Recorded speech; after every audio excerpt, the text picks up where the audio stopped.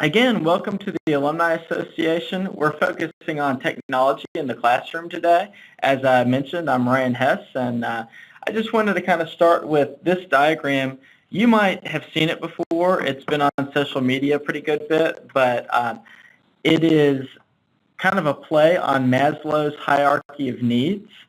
And so if you're familiar with that, it's, normally that food, water, shelter, warmth is the basic need. And just kind of a connect for us to remember that, us too, and certainly our students that we teach, they are so involved in technology today that like battery life and Wi-Fi and the ability to be connected, so it's not like a basic psychological need, obviously, for food, water, and warmth, but they often feel like it is.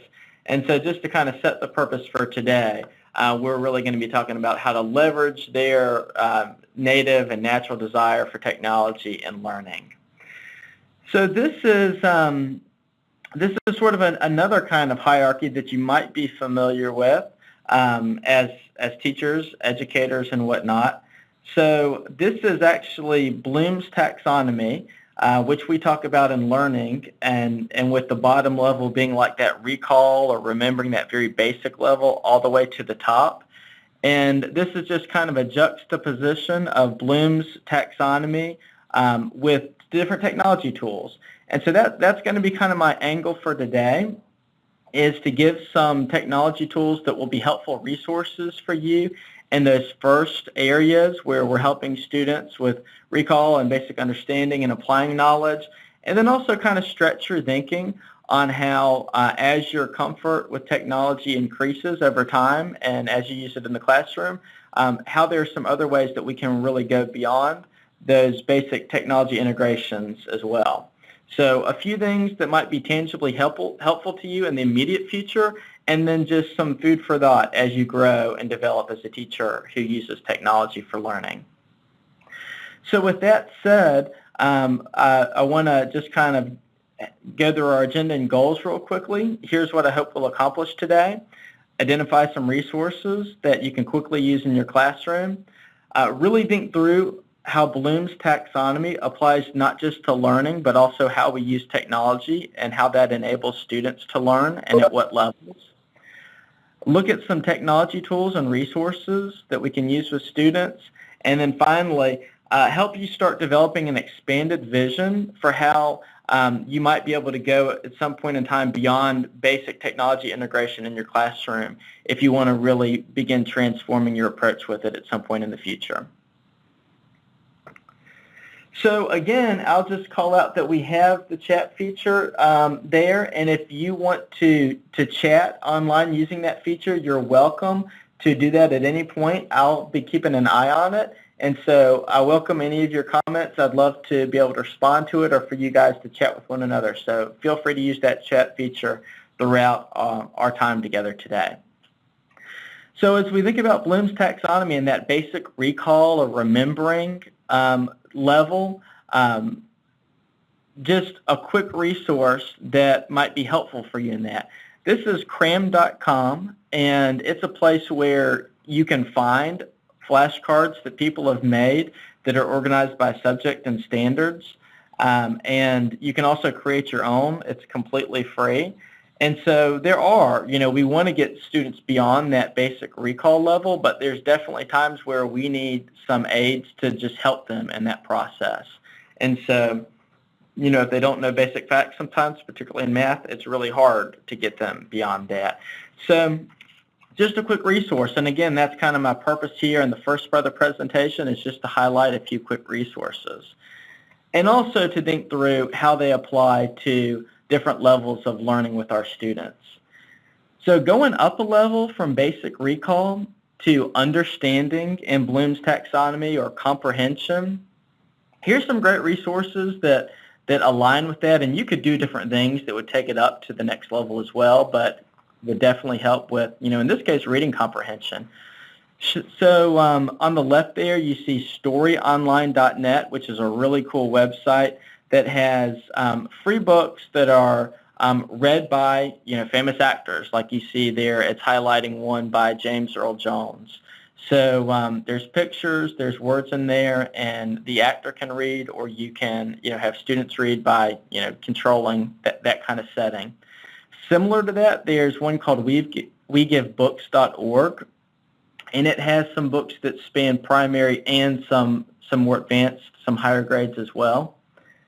Starfall.com, if you teach primary grades, you're probably already familiar with it, but it's so good and so popular that I felt like I had to call it out. If you teach pre-K to first grade, maybe second grade too on some of those, lots of free activities from phonemic awareness to books that can be read to students or that they can read as well. And abcia.com is a similar site that goes all the way through the elementary spectrum. So lots of sites with good resources, and I want to just cap this kind of highlight off with on the right there, readwritethink.org. So this site is through the National Council for Teachers of English, and it's a very good site for pre-K through 12th grade, so for everyone, which the other sites necessarily, some of them obviously are more primary oriented, but there are lesson plans and activities and interactives organized by grade level and content standard. So it's a really, really powerful site that has lots of great resources available for all teachers throughout that spectrum. For math, I just wanted to highlight two. There's lots I could highlight, but that really help students with comprehension and understanding. The National Council for Teachers of Mathematics site has lots of lesson plans organized by standard and grade level, of course, and also interactives and activities there. So you would go to that site and you would click on Classroom Resources. And then Illuminations, it's kind of part of the National Council for Teachers of Mathematics site. You can see by the web address there, but it's really entirely separate. They bought it at some point in time, and it's got games, lesson plans, interactives, activities aligned to standard and strands, pre-K to 12th grade. So in a more general sense, lots of just good resources aligned to standards. This site's been around for like 15, 20 years. When I started my career in education and when I was a technology coordinator, I relied on it pretty heavily.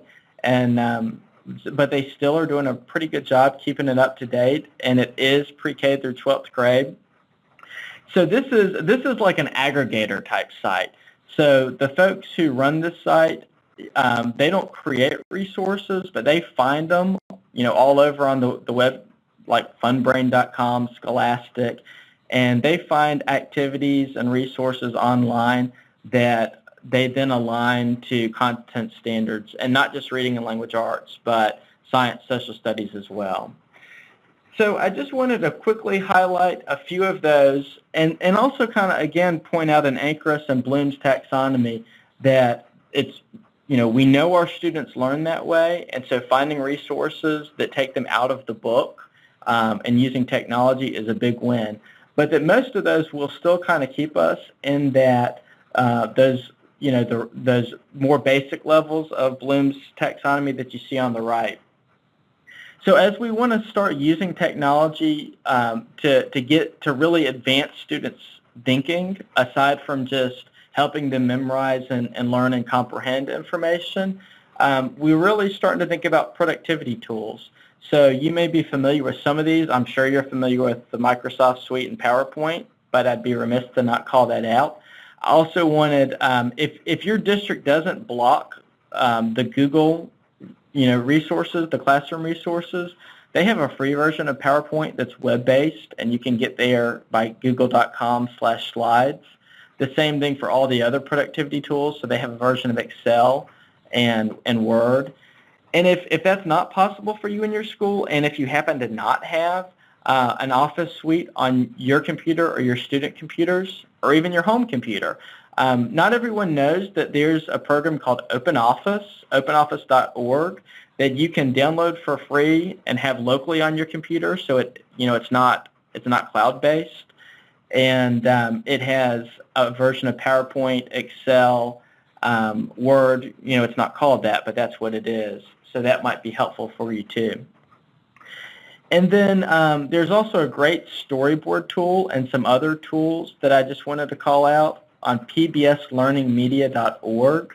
So all of these things, as we move up the hierarchy and really help students, apply what they're learning, when they're beginning to create things from their knowledge, these are some tools that can be helpful in that way. So also, as we kind of move beyond the great thing to do and important of finding good technology resources to kind of supplant traditional forms of instruction, but if you get to the point where you really just want to change the way your classroom looks and feels and the way learning is in your classroom, that's different than sort of what we've been talking about so far.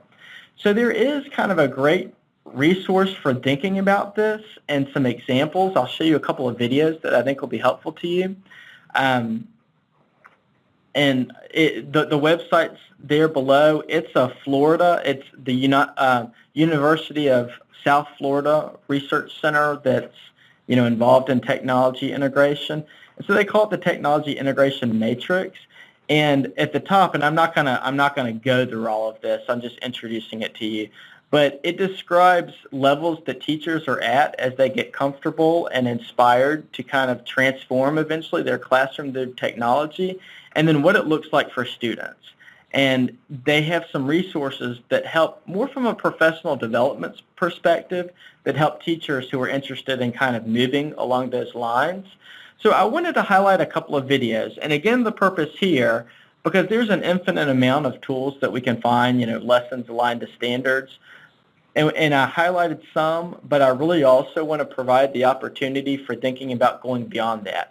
So this first video isn't beyond that. It's really living in the stage we were talking about, which is great and very good for students, but it's a tangible example of what it looks like when we're able to find resources for students outside of the textbook. And so I wanted to highlight that in a very positive way because it is. And then in the next video, I want to kind of contrast that with as you move along, what that might look like later in your classroom. So without ado. Well, my class is composed of kindergartners and first graders. Well, we have guided reading groups, so I will have a small group of students working with me, and then the rest of the class is out working on various activities. And the goal is to find activities that tie into the lesson that we're doing or tie into some kind of phonics or literacy skills. So today what we were doing was we were having them work on a website that dealt with their literacy, their phonics skills. So what we're trying to do is keep the students engaged. Well, these websites are actually on our school's webpage because our tech specialist has a pretty detailed website that we can pull things from. And these are also activities that the students have access to at home because they can pull up our website and go to links that will take them to starfall.com is a really good one for reading literacy activities, and that actually had some other activities, and there's a variety of different levels. So if you're willing to kind of jump in and participate for just a couple of minutes, I'd like to see your takeaways. If you can pull up the chat screen there, I would really be interested in what was good about that, what was the strengths of that approach, and then any other observations that you might have. I'd really be interested to see. So if anybody wants to chime into the chat, that would be great. I'll pause for a second to give you an opportunity. Thank you. So one thing I thought was great was how deliberate she was about tying in the tech tools into our content standards. You nailed it. So that's exactly right.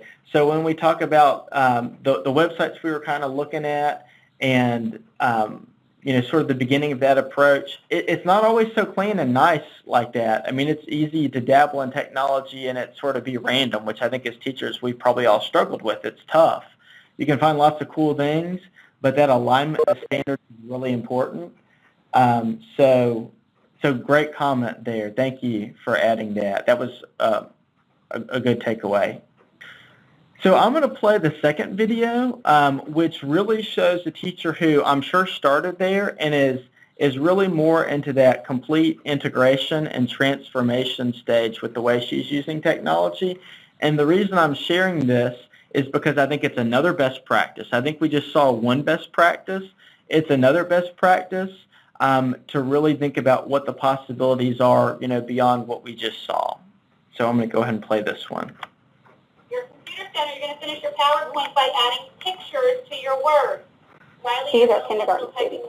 In the classroom, we are reviewing endangered animals, and what we do is we go to centers, and the children have made a project with these endangered animals, and they're taking them into the classroom and creating PowerPoints for each of their individual animals. We're also discussing the habitat, environment, weather, vocabulary words, describing what it means, and giving examples of each word. As they work through this, they each do their own taping. They also will go in and edit their film and make sure it's what they need. They will put it into Windows Movie Maker, and they will create their own little vocabulary so it's contextual for them and they can understand what the words mean. With the technology, the students really understand what they're doing. They have ownership of what they're doing. They enjoy it. It's entertaining and fun as well as educational. And they just keep working on it, and they have more excitement about what they're doing. And they have better remembrance of what they have, and they retain that information.